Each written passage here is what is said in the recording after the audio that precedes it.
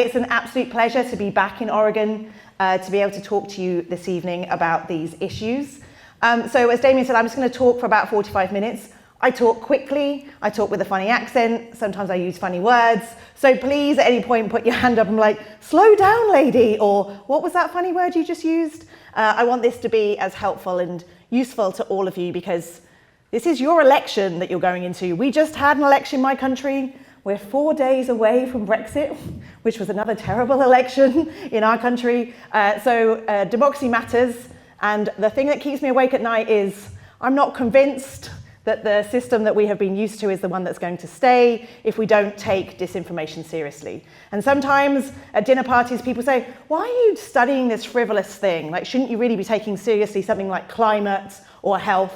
Like, well, actually, every single topic that we deal with right now has an element of disinformation, whether it's the coronavirus, whether it's the downing of the plane in Iran, whether it's democracy, everything is underpinned right now with a polluted information ecosystem. And so if we don't take this seriously, then I worry that we really are in trouble. So First Draft, the organization that I run, we basically do projects around the world. We do what I say is throwing spaghetti at the wall to see what sticks. Most of what we know about misinformation has been undertaken in laboratories in large Midwestern American universities with undergraduates. And it's experimental research. But actually what I want to know is what works in the real world in terms of effectively slowing down misinformation. So we run collaborative election projects with journalism organizations. We've done them in Brazil, France, Nigeria, Germany, just now in the UK, and we're now taking the US election very seriously. We then research what works, what doesn't, and then we build training material. So for the whole of today, we ran a training with representation from local newsrooms from across the region, training them on how to prepare themselves for disinformation campaigns around the 2020 election. Because local newsrooms are actually the most vulnerable. They have the lowest resources, they haven't had this training. And if I'm a disinformation agent, I am more likely to find vulnerability in the local newsroom than I am the New York Times. And so we're heading out on a tour of 10 different cities over the next 2.5 months, trying to reach at least 500 local journalists. We are supported by a number of different organizations that allow us to do this work, but it's actually a real pleasure to be talking to many of you here who aren't journalists, because actually this affects everyone. This isn't just about journalism. So as I said, we're running a number of different events around the country, and one of my team actually created a band t-shirt, so a little bit like Beyonce, traveling the US, trying to take our wares to different cities. So in terms of what I'm going to talk to you about today, I'm going to start off with the question, what is information disorder, which is a term we use to describe this very complex space. I'm then going to talk to you a little bit about known tactics and techniques for polluting the information environment, because one of the best strategies is inoculation. The more you can think through what you're potentially going to see, the more likely you are to be prepared for it. I'm then going to talk a little bit about how you might want to verify this type of information if you see it in your social feeds. I'm then going to talk about why people are susceptible. We don't talk enough about that. We talk a lot about the content, but we don't say, why is it that as humans we spread this type of content? Because if we didn't spread it and we dismissed it, we wouldn't be in this mess. It's only because we as humans have been weaponized that we're in the situation that we're in.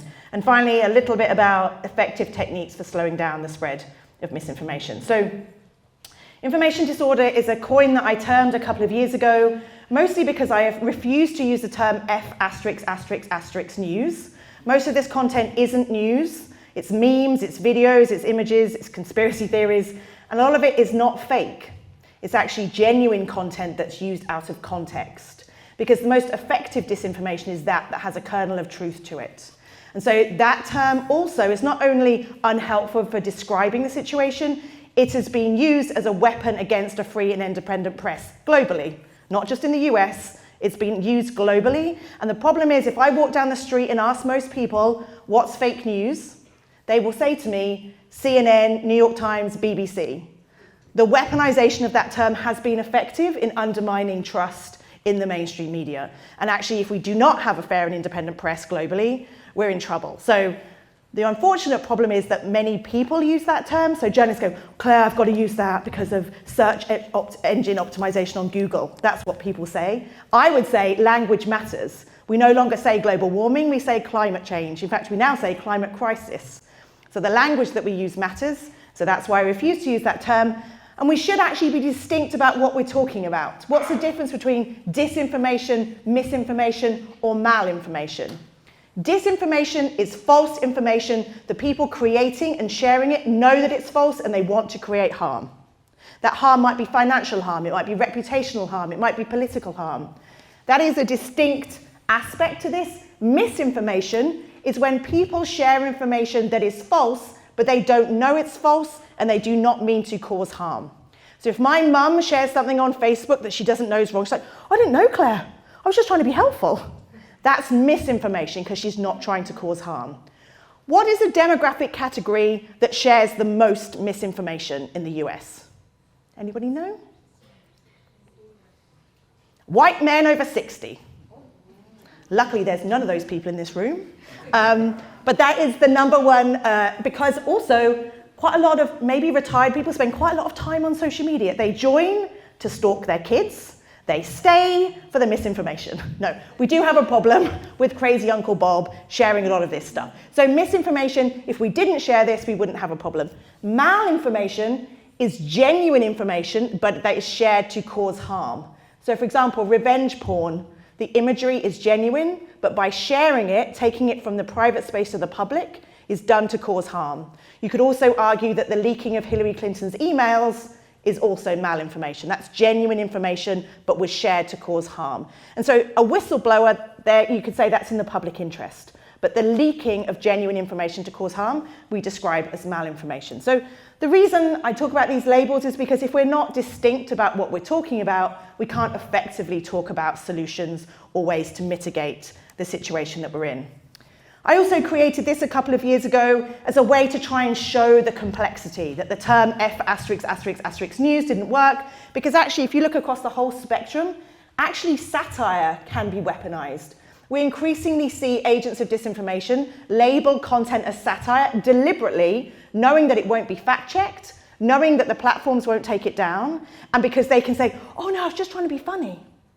So we see a lot of that kind of strategy now, which is using satire as a weapon. Things like clickbait headlines. I would argue that problematic headlines through poor journalism is also part of an information pollution problem, that journalists have to take responsibility for that.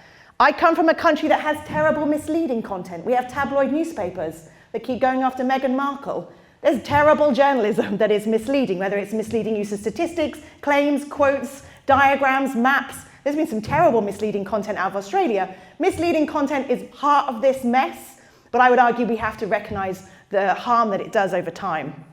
The biggest bucket of these 7 that we see is false context, which is genuine content used out of context.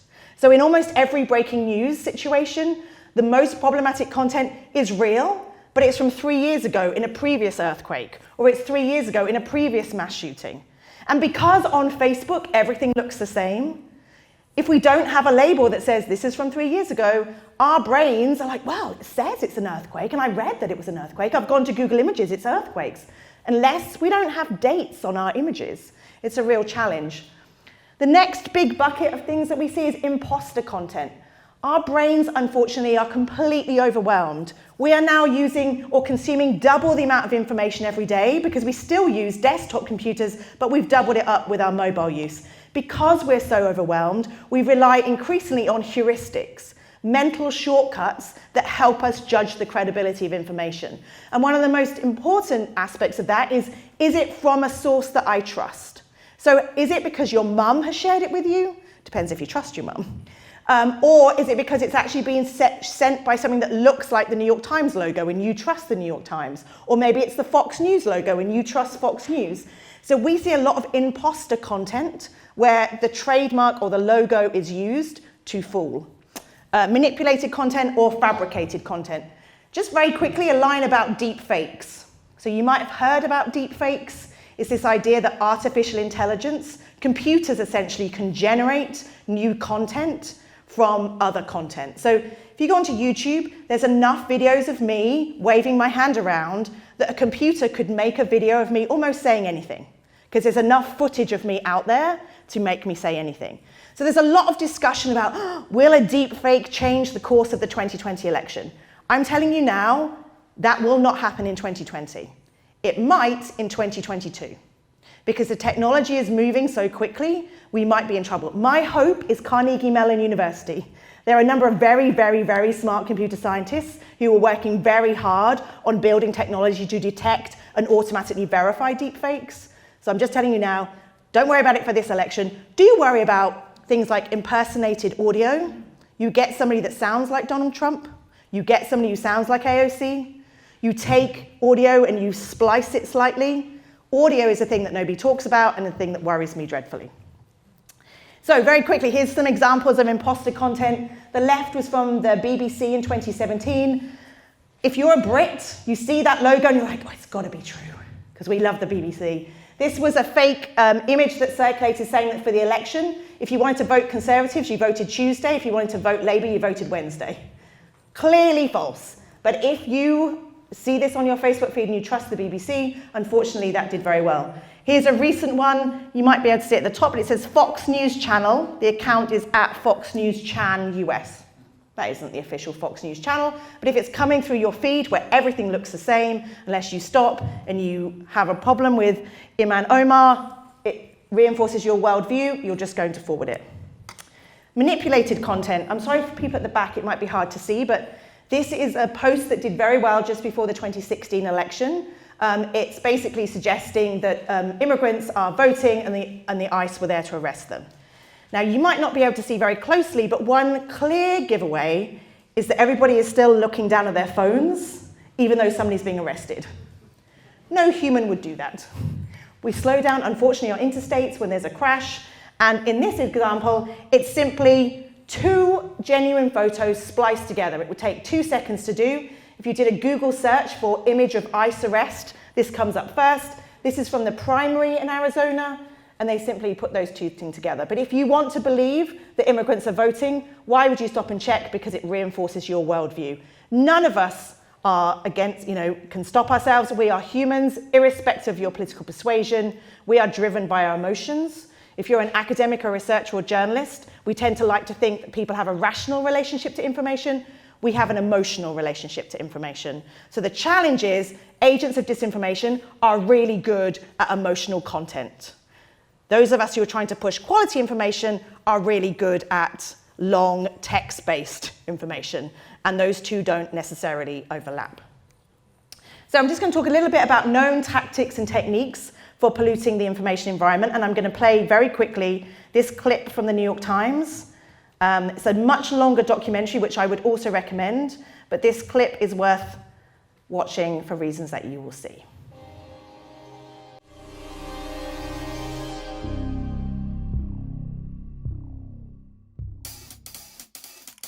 Okay, so to start, let's go back to July 1983 and all the way over here, New Delhi, India.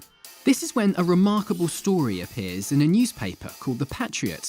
It claims the HIV virus was secretly created by US government scientists as a weapon to kill African Americans and gay people.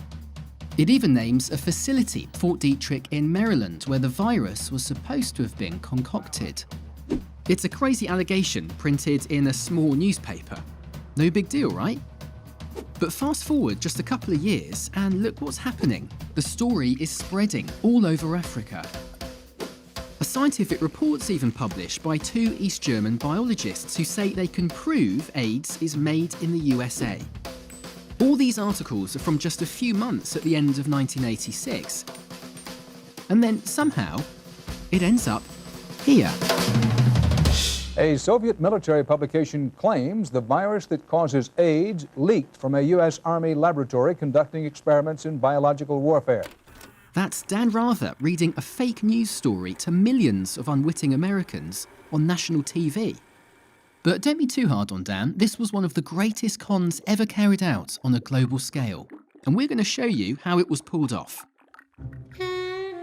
Really excellent documentary, and they actually talk to a number of ex-KGB spies who were part of this, and they talk about their tactics and techniques.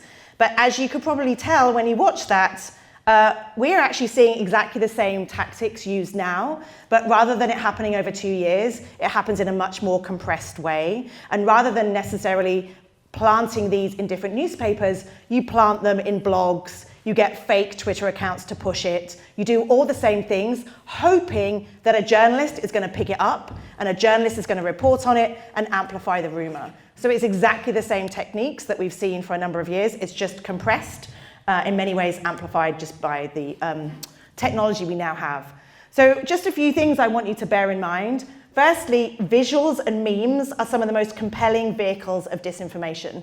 As I said, those of us who work in the quality information space like text, agents of disinformation understand that as ugly as these are, these get huge share numbers. These are the kind of things that resonate with people's emotions and they travel at speed through the information ecosystem. I do quite a lot of work with the anti-vax space. Anti-vaxxers create all sorts of content with really emotional imageries of babies with rashes saying, this is my personal experience of what happened to my baby. Fighting that is an 87-page PDF from the World Health Organization. You've got a real mismatch there in terms of types of information, and it turns out this is much more compelling. And the other thing I'd say is that memes come from the term enthymeme. Enthymeme, like humor. The reason that jokes are funny is that you have to understand the underlying premise in order to laugh, which is why John Oliver and The Daily Show and others are so effective at making people think through information. The same with a meme. They're kind of a nod and a wink to culture. You've got to understand what the joke was from the day before. So they actually require us to activate a different part of our brain than simply text. So as academics, we don't necessarily study memes, and certainly in newsrooms, they don't take memes seriously, but in disinformation, it's an absolute necessity. Secondly, closed messaging apps are increasingly influential, particularly amongst communities concerned about surveillance. So disinformation disproportionately targets, particularly communities of color. And those communities are communities that are used to being surveyed, whether that's by journalists monitoring Facebook posts, whether that's the police monitoring their posts. So for that reason, people say to me, well, Claire, they use WhatsApp in other parts of the world, but not America. And I'm like, maybe white America doesn't use WhatsApp in the way that they do in Brazil, but there needs to be a recognition that particularly diaspora communities and communities of color use these encrypted spaces to share information.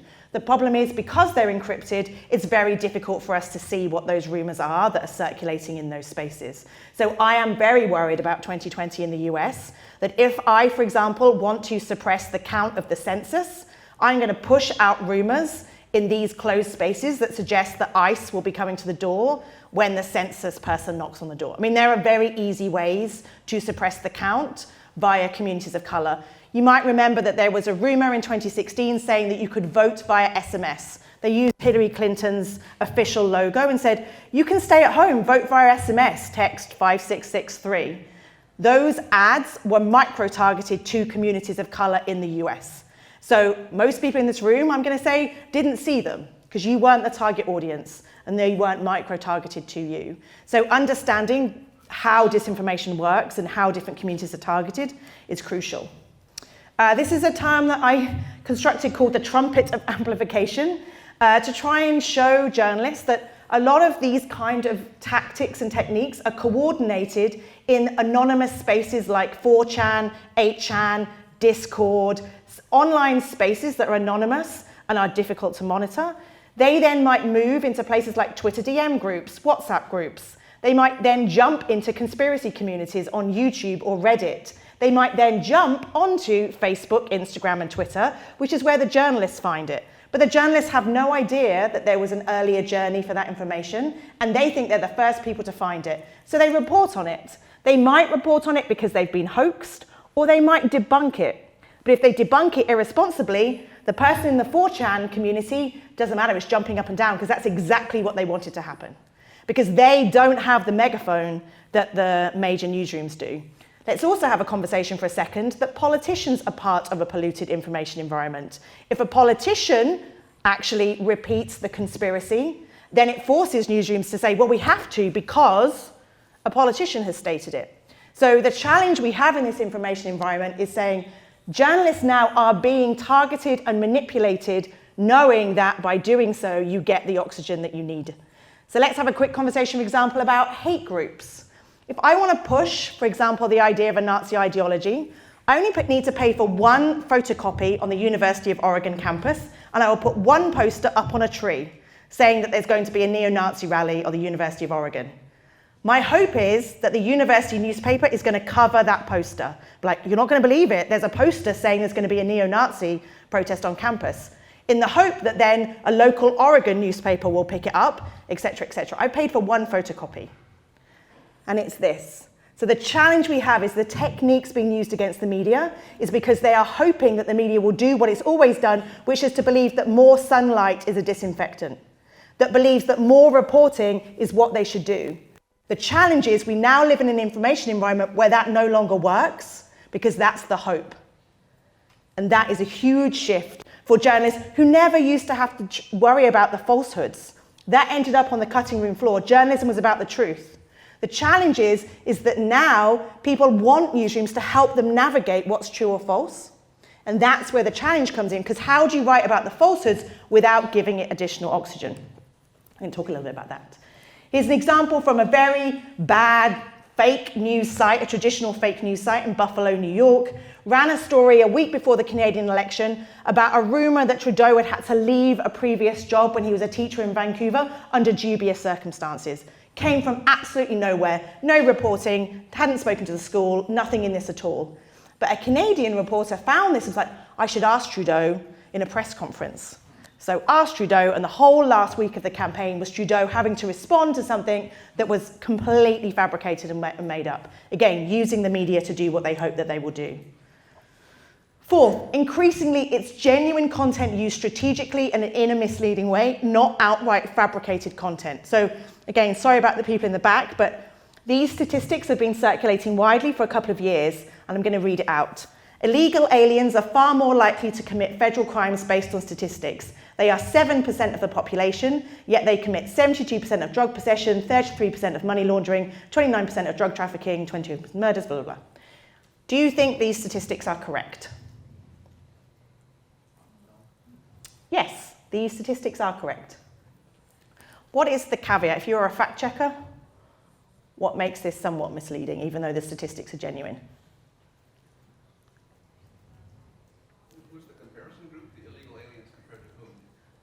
It's a good question. So the magic word is federal. So state crimes, if the state crimes were adding into those statistics, these numbers would look very, very different, because a federal crime is much more likely to include a border. So to your point, it's essentially the statistic is correct if you're only looking at federal crimes. The way our brains work and the way we think about crime statistics is we're thinking of all crimes. So the challenge here, PolitiFact fact-checked this and had to say, yes, this is a genuine set of statistics. But it's been weaponized to fit a narrative. And so when we think about disinformation, we should be doing more to think about the construction of narratives and frames rather than focusing on individual pieces of content and debunking individual pieces of content, because this is the stuff that's most problematic. But this is the stuff it's very, very difficult to talk to audiences about without it looking like these are genuine statistics. But how do you get into this without having to go into all the specifics? 5, campaign operatives are now employing techniques designed to mislead the public and manipulate the media. So there's been a couple of polls out over the last week or so about trust in media around the 2020 election. Local newsrooms are still far more trusted than national newsrooms. That probably won't surprise you. But because of that, political operatives, both the right and the left, are creating networks of sites that look like local professional news sites. So this is the Tennessee Star. They have a whole network, the Minnesota Sun, the Iowa Star. If this was on your Facebook feed, why would you even question this? It looks professional. But these are political operatives telling stories for their candidate against the others in a way that you wouldn't necessarily see as being anything other than local journalism unless you understand how local journalism works. So I hope that hasn't really depressed you. But as you can see, there's a number of different ways that this plays out, and understanding those tactics hopefully makes us prepared. If there's one thing you take away from this evening, it's this, which is I talked about the power of visuals. There is a very powerful tool called reverse image search, which allows you to take an image to see if it's appeared anywhere else on the web. So remember I said most of this content is normally genuine, but it's 3 years old. I'm going to very quickly show you this video that shows you how quickly you can use reverse image search on Google.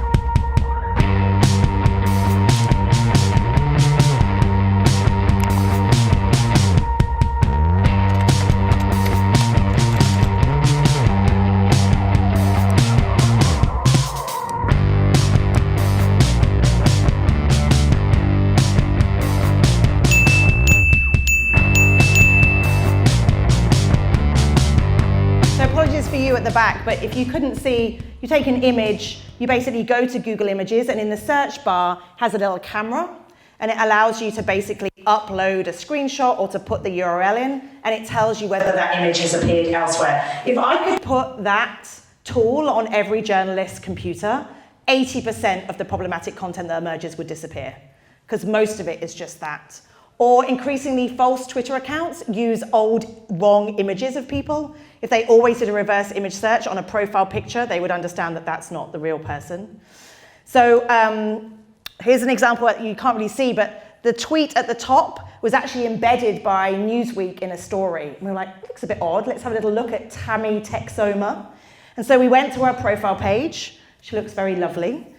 She only joined in March 2019. She's got a very similar number of following and followers on Twitter. She has one thing in her bio, it says hashtag Trump 2020. But if you do a reverse image search of Tammy's face, she appears in a number of different places, mostly to do with romance scams. Scam survivors, romance scam, Russian romance scam. So Tammy, we don't know whether she's real or not. She could be an AI-generated bot, but this account is not real. So in those kind of things, it would be very quick to make that check. And the idea that Newsweek at the end of 2019 was embedding a tweet that could have been checked in 2 seconds is really problematic. ABC News in October ran footage saying it was from Syria. It was actually from a Kentucky gun derby in 2012. We shouldn't be in this situation where news organizations are making very, very stupid mistakes, because it undermines trust in the whole industry. So I'm just going to play this. This is from last week's morning edition. I think when you listen to it, you'll see why it's so depressing. It can be really easy to mindlessly scroll through Facebook, every once in a while pausing to read a headline or tap a link, maybe without even paying close attention to where it's from. That's what happened to Mary Hensey when she came across a video that really surprised her. What was the source? Hold on one second. I can find it for you. I was reading about this and just absolutely in shock. Mary's 53 and lives outside of Pittsburgh. She was a Democrat for years, but switched parties and voted for President Trump in 2016. Mary finds the link on her friend's Facebook page. The House Intelligence Committee wrapped up its public impeachment hearings on Capitol Hill. OAN? The OAN video promotes a debunked conspiracy theory involving Nancy Pelosi's son and Ukraine. In fact, President Trump has even retweeted versions of the story. The less told story surrounding Paul Pelosi Jr., that's still unraveling on the sideline. I don't know what OAN is.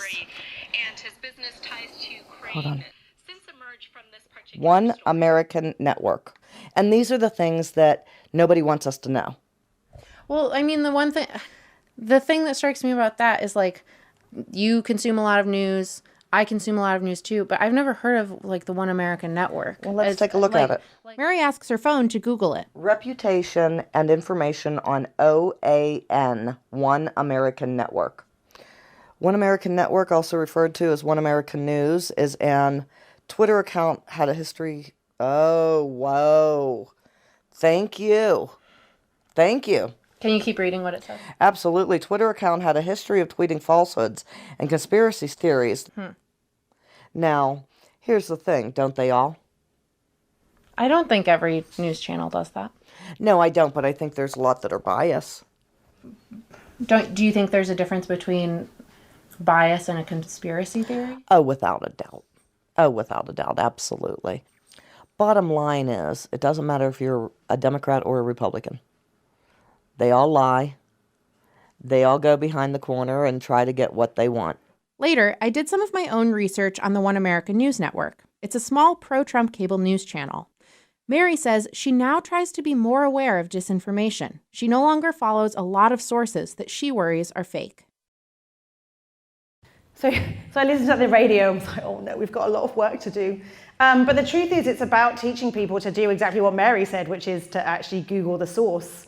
I like the fact she did it on her phone with Siri. But not enough people do that, because on Facebook it looks the same. And I don't know if you heard at the beginning, she said, I saw this on my friend's Facebook feed. Remember what I said about heuristics? We're looking for shortcuts to credibility, and if your friend shares something, you're like, oh, it's more likely to be true. So it's my favorite. But the thing that we have to remember is we have to check our emotional response. It doesn't matter if you're a journalist, it doesn't matter if you're a hardcore partisan. The most effective disinformation is one that gives us an emotional reaction. Mostly does it make us fearful. So the challenge with the coronavirus misinformation is because it's everybody's worst nightmare that there is an outbreak that you can't control. So all of the conspiracies and misinformation that are circulating right now, if you think that something's going to affect your personal safety or those of the people that you love, that's when you go into overdrive, because essentially we're the same human beings that we've always been, and protecting our small communities is what's happening. So this is, still makes me laugh every time I see it. It's also about finding the original source, going back to the very earliest claim that you can find. All of this, again, we know rationally when we're standing waiting in line for a coffee, tends to go out of the window. We actually put this out before Christmas at First Draft. We came up with something called SHEEP. Think sheep before you share. Source, history, evidence, emotion, pictures. There's a lot of work for us to do around digital literacy. Since 2016, when everyone's been concerned about this, but like, I'm so worried about the kids. And I'm like, I'm a little bit worried about the kids, but I'm mostly worried about crazy Uncle Bob. My mum, she can't believe that anything on something this expensive would be false. Like, she's grown up in an era of gatekeepers. For her, she finds it very difficult to imagine a world where people would be lying to her. Actually, young people are so embedded in this culture that if they post a picture without a filter, they have to say #NoFilter, #I didn't manipulate this. Like, it's a very different space depending on the generation. So this verification piece is the bit that we need to do a lot more work on. So I just want to talk very quickly about why people are susceptible, because I don't think it comes into these conversations enough. There have been huge societal shifts that we need to understand in order to understand why people really do believe this. And I don't think we've taken that seriously enough. The impact of the global financial crisis, most people feel much more uncertain about their lives, whether or not they're going to have a job, whether their family will be secure. And we haven't really understood that at a global level. The impact of climate change, people are terrified about what that's going to mean for their communities. Impact of global migration trends. All of that meaning when so much of this disinformation is around the threats to immigration, and that goes back to people's fears that their communities are going to be different, because we're going back to very early emotional response to it's about in-groups and out-groups. And this is, again, is people worried about how this is going to shift. Impact of automation on jobs. People are worried about what does that mean for them. Impact of corruption on trust in institutions. This is an image from Brazil, but I could have put an image from the US. Even in a place like Australia, they've had 5 prime ministers in 5 years. In our country, it's been 4 years of absolute political crisis. When you don't see your institutions working, of course, there's been a huge increase in beliefs in conspiracies. People feel out of control, so a simple narrative makes sense. Why are conspiracies powerful? Because they're a simple, powerful narrative. And as humans, we respond to simple, powerful narratives that help explain all. And that's part of the problem that we have, is that institutions have let us down and conspiracies are filling those holes. And unfortunately, societies are more divided than ever along cultural, socioeconomic, geographic, ethnic, and religious lines. And in those environments, it's much easier, if you're an agent of disinformation, to take advantage of those divisions. So as many of you probably know, disinformation isn't about persuading you to vote for one candidate or another. It's about sowing discord and division. It's about bringing down a society from within.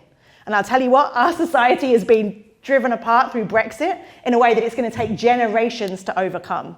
And so ultimately, this is about, it doesn't matter whether you believe Brexit or not. Now it's just about nobody knows who to trust. Nobody necessarily believes in those institutions of the media and democracy. So that's what we have to be worried about. And people are fearful. And when you're fearful, your rational abilities go out of the window and you're much more likely to have an emotional response. And that's why the coronavirus is so worrying. And so, again, thinking about this pivot to privacy that Mark Zuckerberg talked about last year, I was like, yes, there's a pivot to privacy and that's where Facebook's going. It's because he's seen the data. People have now recognized that after 10 years of us telling each other what we had for breakfast, it doesn't make a lot of sense to live in that kind of open way. And so instead, people are retreating into smaller groups. That might be Facebook groups with people they went to school with. It might be a WhatsApp group with your family back in the UK. People are going back to smaller private spaces with people that they know. And my fear is that we've got about 2 years. where I hope that there's a way that we can save a kind of like media ecosystem that people still trust. Because if it gets to a situation where people don't trust the media, they turn to one another. So in a place like Indonesia, which is the second biggest country that uses Facebook, they don't have a strong media ecosystem. They don't turn to Wikipedia or Google to ask questions. If they see something on WhatsApp that they don't trust, they go to another WhatsApp group of friends to say, can anybody help me verify this? And it's very much peer-to-peer. And my worry is that that's potentially where we're heading in the UK or the US if we don't recognize the power of having a strong and independent media. Because ultimately, this is about us versus them. And it's about fear, and it's about feeling like you're out of control. And so often people say, you know, how worried are you about AI, Claire? How worried are you about the robots? I'm not actually worried about the technology. I'm worried about what the technology does to us. So in a place like India that has incredibly high usage of WhatsApp, and we've seen examples of mob violence and protests and deaths caused by rumors on WhatsApp, a friend of mine who's a BBC journalist said, the thing that worries me about India when I see the impact of WhatsApp is it reminds me of the impact of radio in Rwanda. And in both places, that's actually about humans, and it's about us versus them, and it's about fear of the other, not WhatsApp or the radio. It's about us. Okay, let's get more positive. So in the last section, I'm just going to talk about effective techniques for slowing down the spread of information. There are 4 psychological theories that help shape our understanding of best practices. The first is familiarity backfire effects. By repeating falsehoods in order to correct them, debunks can make falsehoods more familiar and thus more likely to be accepted as true. So if newsrooms write headlines where they repeat the rumor for you, even though in your head it's telling you it's false, your brain is more likely to remember the fact that it's there. So if I put out a fact check that said 5 myths about the coronavirus, and I say myth colon the myth, myth colon the myth, my brain after 5 minutes will be like, there was something about, and I remember it as fact. So the problem is, because our brains are overwhelmed, and we've sort of got lizard brains, we're very, very poor at making sense of this. Secondly, overkill backfire effect. The easier information is to process, the more likely it is to be accepted. Less detail can be more effective. So remember those memes, they are really, really effective because they're simple and visual. Remember the 87-page PDF? Not so much. So that's a real challenge for fact checkers who love 800-word articles. Worldview backfire effect. People process information in biased ways. When debunks threaten a person's worldview, those most fixed in their views can double down. And so you understand this from a Thanksgiving dinner, that when you go to your colleague, your uncle, and say, oh, I saw you post that on Facebook. It's not really true, is it? Here's the Snopes debunk. And crazy Uncle Bob goes, no, I think you'll find you're wrong. And before you know it, Thanksgiving has been ruined. Actually, we need to find a way to talk collectively to say, hey, Bob, I saw that you posted that. Very interesting. I've been reading up a little bit about it, and actually that's a technique to try and manipulate us. Like, I've seen this happen a few times. Why do you think people are trying to manipulate our community? I mean, I'm just worried, like, we're being divided, but we're from the same family, Bob. Like, I'm really struggling. Like, can we talk about this? I mean, obviously, Bob might not listen to that, but we actually need to use phraseology that's we, us, as opposed to you're wrong, I'm right. And finally, missing alternatives. If you tell me that something's false, I'm like, okay, but a hole opens up in my brain because you've told me that it's false. If you don't give me something to fill that hole, I'm just going to read like a sponge. I think there was something to that, and I'm going to remember the falsehood. And so we actually need to be better about replacing it. So the famous example is, if I say Barack Obama is not a Muslim, you're like, okay, but you haven't given me anything other than to say he's not a Muslim. Instead, I should say Barack Obama is a Christian and show footage of him going to church with Michelle Obama. Like, there's a sense of you have said, okay, he's not that, so what is he? And that's a very simple explanation of a very complex theory, but trying to replace and explain why something's happening is really critical. And so with disinformation, it's a lot of who are the actors and what are their behaviors? What are their tactics and techniques, not just the content. Okay, I'm aware of time, so I'm not going to go into a bit of detail there, but I'm just going to end with, this is quite difficult for me to watch because it does involve me, but it's a 3-minute video I did with the New York Times, which I think is kind of a useful way to end about fear-mongering. Hello. Today, I'm going to be talking to you about a new technology that's affecting famous people. Remember when Obama called Trump a dipshit? Complete dipshit. Or the time Kim Kardashian rapped? Because I'm always half naked. Or when Arnold Schwarzenegger impersonated himself? Get out of there, there's a bomb in there. Get out! Deepfake, deepfake, deepfake. Gotta be kidding. This is a deepfake too. I'm not Adele, but I am an expert in online manipulation. So deepfakes is a term that's used to describe video or audio files that have been created using artificial intelligence. My favorite is probably Lisa Vanderpump. It started as a very basic face swapping technology, and now it's turned into film-level CGI. There's been this huge explosion of like, oh my goodness, we can't trust anything. Yes, deepfakes are eerily dystopian, and they're only going to get more realistic and cheaper to make. But the panic around them is overblown.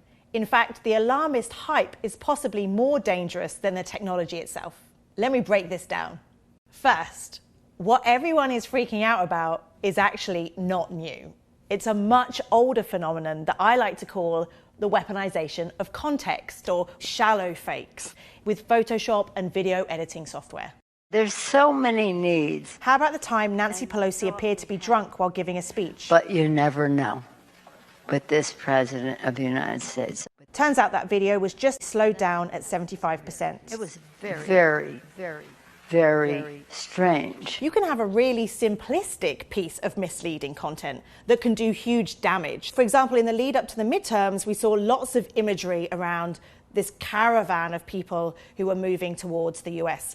This photo was shared with captions demonizing the so-called migrant caravan at the US-Mexico border in 2018. But a reverse image search showed it was actually Pakistani refugees in Greece. You don't need deep fakes, AI technology to manipulate emotions or to spread misinformation. This brings me to my second point. What we should be really worried about is the liar's dividend. The lies and actions people will get away with by exploiting widespread skepticism to their own advantage. So remember the Access Hollywood tape that emerged a few weeks before the 2016 election? And when you're a star, they let you do it. You can do anything. Around that time, Trump apologized, but then more recently, he's actually said, oh, I'm not sure if I actually said that. When anything can be fake, it becomes much easier for the guilty to dismiss the truth as fake. What really keeps me awake at night is less the technology, it's how we as a society respond to the idea that we can't trust what we see or what we hear. So if we are fear-mongering, if we are hyperbolic, if we are waving our hands in the air, that itself can be part of the problem. You can see where this road leads. As public trust in institutions like the media, education, and elections dwindles, then democracy itself becomes unsustainable. The way that we respond to this serious issue is critical. Partly this is the platforms thinking very seriously about what they do with this type of content, how they label this kind of content. Partly it's the public recognizing their own responsibility. And if you don't know 100% hand on heart this is true, please don't share, because it's not worth the risk. Turns out you don't realize how much you wave your hands around until the New York Times films you for 5 hours, and the bits that you're most passionate about are when you wave your hands around, and then you watch it and you're very upset. So anyway, thank you for listening. I'm happy to take any questions. So yeah, who's got a question and wants to kick off? I have a mic here and I'll come around as well. People have a few things they'd like to ask, and there's a lot to unpack and explore. Thank you for speaking and spending the whole day here. I'm sure you are pretty tired. You mentioned that the truth is often text-based and 87 pages, and disinformation is much visual and emotional. I'm wondering if you see that there's room for innovation and maturity within visual communication, or is it strictly too limiting to speak the truth? No, that's a great question. I mean, most newsrooms, even we work with UNICEF and WHO, they just don't have in-house skills. They haven't necessarily taken visual innovation seriously. But I would love to see what's the equivalent of the disinformation meme, but in a quality way. Like how can we make really shareable graphics that make people want to be part of the solution? And I think at the moment it's not our skill set. So any students in the room, there are huge opportunities for us to think much more creatively about design. Thank you for this. Disinformation is one of my favorite subjects. Oh. I've tangled with right-wing disinformation people for many years. But I've also tangled with establishment media. And one example, that's one of my favorites, the New York Times, saying why we needed to attack Iraq. And that was a form of disinformation. Yeah. I could go into great detail on that, but one of the things that is key is that it's not a binary, here's the truth, and the tribal diets are putting out nonsense. There's a variety of misinformation and all sorts of gray zones that are much more difficult to deal with. And my other favorite example is we just had the Martin Luther King holiday. And almost nobody in this country, because of the media blackout, knows what Coretta Scott King has said or said during her life for decades about official involvement in the president's assassination. And that's not a theory. It was a 2,700-page transcript in Memphis that documented this in great detail. And there's a lot, just because right-wingers are putting out stuff does not mean that the mainstream media is also not manipulating. And I would recommend Carl Bernstein's The CIA and the Media back in 1977. It goes into great detail on official disinformation. So you raise an excellent point. It's why I talk a lot more about manipulation, which is because you're absolutely right about the Iraq War, that in many ways, I think newsrooms have not necessarily recognized how they get used by all sorts of different outlets. And so some of them are official, some of them are unofficial. And I think in many ways, editors now are very, very slowly learning how they're getting played. The UK example, the BBC had a horrible UK election. They got utterly played by the Conservative Party because they were too trusting. And I think one of the major things that the newsrooms have been terrible at is being transparent. So you've clearly got some examples there that you feel things weren't covered correctly or things have been covered up. When there's an absence of transparency, it helps breed these beliefs that things have been covered up or people haven't necessarily done the adequate research. And so I think in the environment of the internet, you can always find on the internet something that supports your view. The challenge for newsrooms is they have to balance all of those things. But this question of who's manipulating who's getting what out of what, newsrooms understand that PR agencies have got a motivation. They don't necessarily understand the motivations of other players who are potential sources. So I think it's only really been 3 years that we're starting to have these conversations. We should have been having these conversations for a lot longer because it's not just the 2016 election that things change. It's a very old problem. It even predates electricity. Yes, disinformation is not new.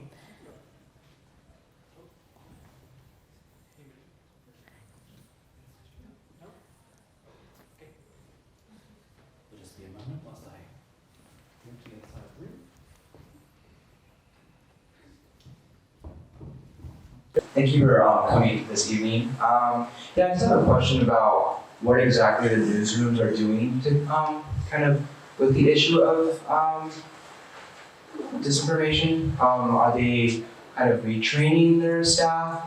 Because you mentioned that if we had like reverse image with like all journalists, a lot of the problems would probably be diminished a lot. So why are we not doing that? What is like the training behind that? Yeah, so the challenge for newsrooms is that they were trained not to cover anything that was false. I mean, there are huge editorial guidelines that say we should never put anything out until we're 100% certain. So if you see a rumor around a breaking news event, don't touch it. The last 3 to 4 years, there has now been a lot more research to say that audiences want that help in navigating. So, for example, one of the shootings in Texas, a local newsroom had a graphic up with 3 columns that said, this is what we absolutely know to be true. Over here, this is absolutely what we know isn't true. And the middle column is rumors that we know are circulating that we are working to verify and we will tell you when we know. Now, that is a huge departure for newsrooms to think about that middle column. And so to your answer, let's not put this out somewhere, but most newsrooms, even the national newsrooms, we were in NBC News last week in New York. We trained the New York Times, ABC. Most large national newsrooms hardly have any staff who know how to do this level of verification. And most of them, this just isn't part of their training at all. So we're doing this because we believe that there's a real skills gap in lots of newsrooms. My hope is, I'm just going to say this too, there's some people in the room who teach. Almost no journalism schools in the US have this as part of their curriculum, as part of like reporting 101. Like it just hasn't, I've been doing this for 10 years. We haven't done a good enough job of saying, we need a pipeline. I mean, constantly I get emails from journalists from national newsrooms saying, do you know any recent graduates that we can hire? We're desperate. NBC has just hired 10 new people specifically to work on disinformation, but it's been very, very recent. So I am slightly concerned. We've been talking about this since 2016. The fact that we're on tour in 2020, hoping to reach journalists to stop this, is kind of insane. We should have been doing this from like November 10th, 2016. Can I add to that as well? I'd also say for the young journalists who are in the room, if you're looking for a skill that will separate you from your peers when you're applying for jobs, it's this. Having verification skills as your superpower will make your resume stand at the top of the pile versus your peers.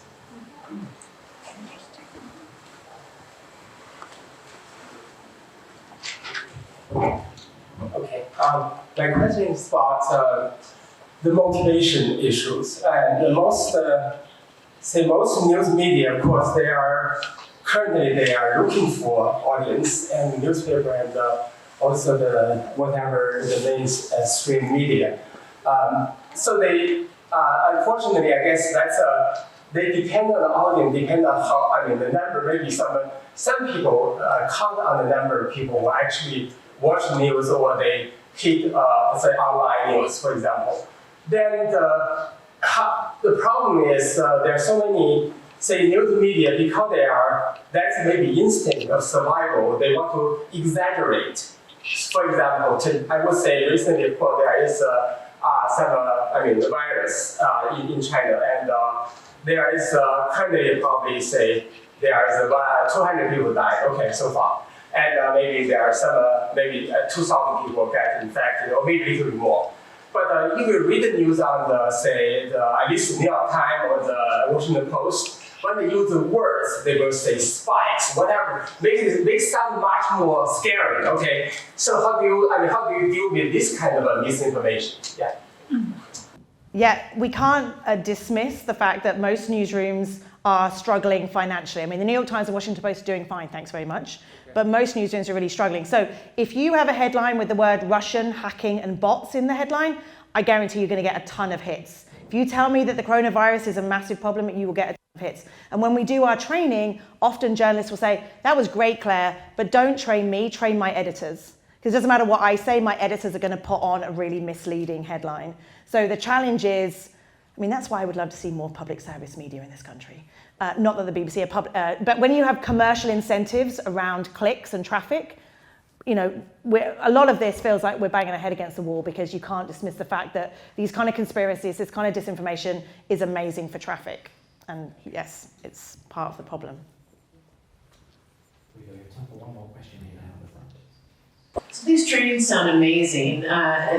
For journalists who can't get to them, is there something online or that you can offer? Yes, I didn't even ask you to say that. We have a lot of training materials on our site at firstdraftnews.org/training. So we have a 1-hour course on verification, we have a 5-hour course, we have like flashcards, we have interactive resources you can play around with, we have lots of things on the site, and it's all free. I would love, most of it is geared towards journalists. We are hoping this year and next to create a lot more materials for the general public. Because actually there's Snopes, but there isn't really a place to go to learn about these kind of techniques. So that's one of the aims. It's kind of crazy. There's a lot of money going into media literacy, but it's almost all for middle school and high school students, which yes, we should be doing, but actually this is a whole society problem, so yes. We will watch this space. So thank you all very much for coming out this evening, and please join me in